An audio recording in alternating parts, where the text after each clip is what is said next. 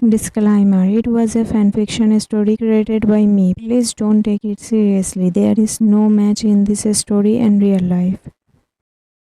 What exactly John meant by this was not clear, but his warm breath fell softly against one's ear, and the sight of those few words spoken in such a close and teasing way were more than huge for make Wine suddenly sit up in shock. For a moment, her sleepy mind struggled to remember where she was, and then it struck her she was in Dr. Jeon's house. As soon as Jeon's last word uttered again in her memory, a wave of shyness rushed through her. Her ears burned red with embarrassment. She didn't know with what intention he had said it, but still her heart was beating fast. Slowly hesitating, she turned her head toward John and asked it in a low, uncertain voice. One another way? What do you mean? John, so finally you are fully awake, huh? Another way means splashing water on your face to wake you up. As soon as Vine heard this, she felt embarrassed inside. She had imagined so many things in her head, while the real meaning was so simple. She shook her head slightly at her own thoughts and said softly, Vine, oh, John, now go freshen up and have breakfast. After that, I will drop you home. Vine, okay.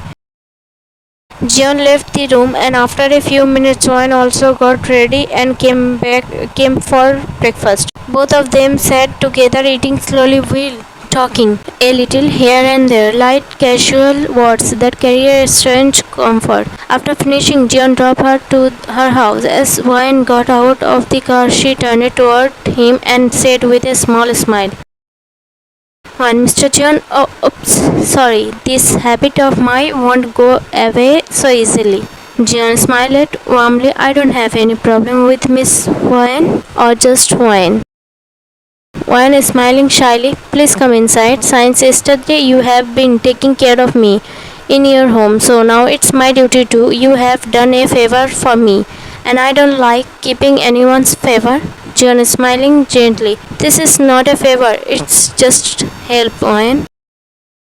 One help or favor, whatever it is. But for this help, at least give me the chance to take care of you a little. She smiled sweetly, eyes full of sincerity. John, you really know how to talk beautifully, don't you? Wine, thank you for the compliment. She smiled softly, lowering her gaze for a moment before looking back at him. Now, come on, get out of the car and come inside.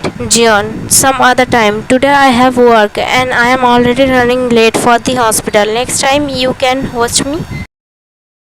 John gestured with his finger, calling Wine closer. Wine, a little confused, walked to the car window and bent down slightly. That's when John, in a soft, low voice, said to her, John, after hearing about your life yesterday, I feel nothing but anger towards you. If I ever meet him or if I step inside your house and face him, I don't know what I might do in my anger. After hearing his words, Warren kept looking into his eyes for a while. There was pain but also warmth in his gaze. She finally spoke with a faint smile, her voice trembling slightly.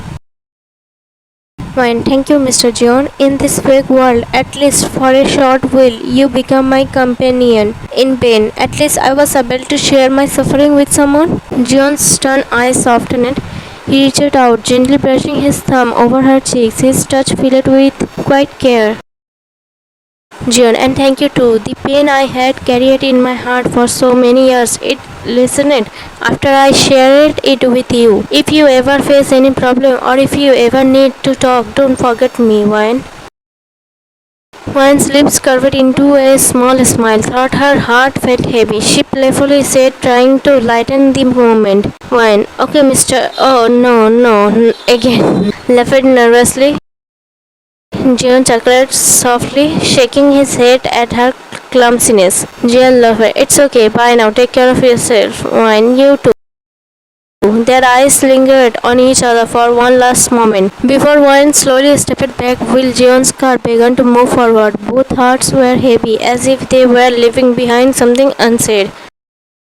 Both of them went their own ways. The day went on just like any other normal day. But there was one big difference this time. One's happiness. Since morning her smile hadn't left her lips. Again and again she kept remembering last night's conversation and world smiled to herself without even realizing it. Her happiness wasn't just shining on her face, it was also visible in her action.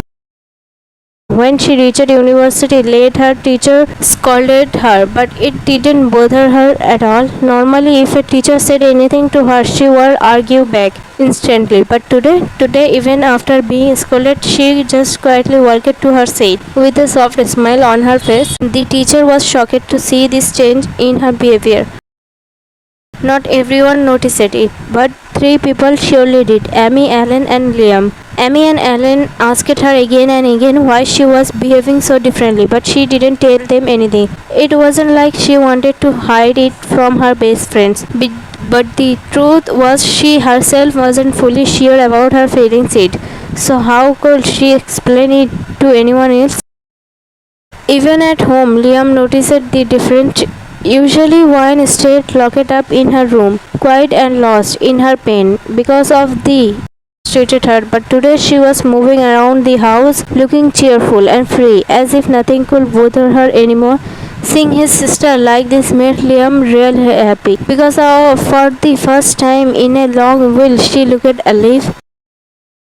Of course, Liam was curious about the reason behind her sudden happiness, but he stayed silent. He knew his sister well. When she felt ready, she would tell him everything herself, but he didn't even have to wait that long. Because when he asked her why Jeon hadn't picked up his call last night, her answer alone was huge for him to understand the secret behind her happiness. Liam instantly realized that his sister's heart had started to develop feelings for Jeon. But he didn't feel upset about it. Not at all. In fact, he was happy because this time his sister had chosen a good man. Someone who was strong and kind. Just one meeting with Jeon had been used for Liam to understand that he was a good person. Time kept passing. Morning turned into afternoon, afternoon into evening, and evening into night. Wan sat in her room, lost in thoughts about Jeon. A smile was still on her lips, but in her eyes there was also a little worry. Her restless young heart wanted to meet Jeon again, but the question was how. What excuse could she find to meet him? Her hand injury was already almost healed, almost completely fine now, so she couldn't use that as a reason anymore. Then what? What could she say? What excuse could she make? She kept thinking and overthinking until her mind grew tired. But then suddenly an idea came to her, a simple yet clever idea, and the moment it clicked, she decided, yes, this will be her excuse to see him again. She finalized it in her heart, her nervousness turning into a hopeful smile. When Mr. Handsome John, wait for me. Saying this with a sweet smile, she slowly drifted off to sleep, her lips still curved in that little smile as if she was dreaming of him. The next morning, as usual, she did her routine, got up, freshened up herself, ate her breakfast and went to university. She made her friends, attended her classes, but the whole day her heart was restless. As soon as university ended, she rushed out quickly. No matter how much she tried to behave normal, the people around her could still sense the sudden change in her. Like today, she seemed fine from outside, but inside she was burning with impatience to meet Jeon. Her every action was in hurry, working fast, finishing things quickly, barely focusing. She thought about meeting him before university too, but if she had gone in the morning, she wouldn't have been able to spend huge time. That's why the moment her classes ended, she ran straight toward her true destination.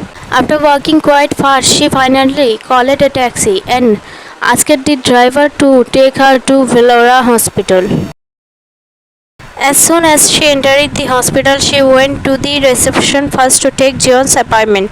After that, she sat in the waiting area, her heart beating faster with every passing second. John, despite his age, was unbelievably handsome, and it was so clear by looking around that most of the waiting were girls. The room was filled with soft giggles, shy smiles, and whispers. John wasn't just handsome, he was also a great actor, and that made him even more popular. But sitting there waiting for her turn, Wine overheard the girls' conversations. The way they spoke about him, it was obvious many of them came only with excuses, pretending they needed just to see him. Listening to them, Wine didn't know whether she should love or get angry because deep inside she herself had also come under the same excuse just to see him. Wine to herself, "Oh God, so many competitors. So many beautiful girls are crazy about him. Then why would he ever choose me?" Thinking all this, Wine made a sad, teary face and started looking around. Just then, Jion came out of his cabin, maybe for some work. The moment he stepped outside, all the girls gathered around to see him, as if a celebrity had just appeared. Some were smiling at him, some were whispering to their friends about his wealth, while others were blushing over his cute smile. Wine stood quietly in one corner, watching and listening to everything. The confidence she had when she came to meet Jion was long gone. Now she was only praying that Jion would not notice her, so she could slip away quietly. But not every prayer gets accepted, right? Vine stood in the corner, biting her lips nervously, her eyes filled with disappointment. As she watched him, Jion, who had just finished his little work, was walking back to his cabin. His gaze casually moved over the crowd of patients, and he was about to turn away when suddenly he stopped. Shock flickered in his eyes as he looked back at the waiting room more carefully. That's when his eyes landed on Moyen. She stood in the corner as if she wanted to hide from the world. Seeing her like this, Jeon's face grew slightly tense. A worry tugged at his heart. Was her injury troubling her again, or had her once more thrown at her? Why else would she look so broken, so lost? What Jeon didn't know was that this sadness was only because of him. Meanwhile, Wan's thoughts were eating her confidence away. Wine in her thoughts. So many beautiful girls are crazy for him. Many of them are even self-dependent, strong, perfect. But me? I am just a university girl, a daughter of a rich family who doesn't even want to see. What do I even have in me that he would ever look at me the way I dream of? But the path I have chosen, it isn't easy, right? On this road, I might stumble, I might fall, I might even cry. So, should I stop here? Should I give up? But will my heart ever agree to that?